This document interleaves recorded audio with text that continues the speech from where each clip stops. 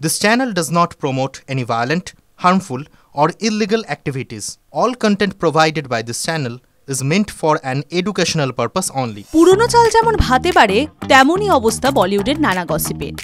যত পুরনো হয় ততই রসালো হয়ে ওঠে।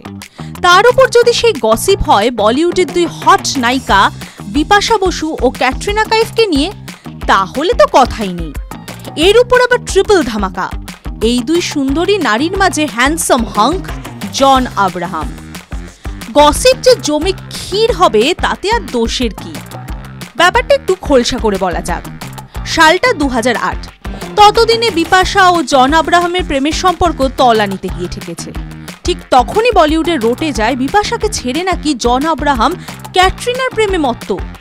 অন্যদিকে নাকি সালমানের থেকে সরে এসে ক্যাটরিনার নতুন প্রাণভ্রমর পেশিবহুল জনি।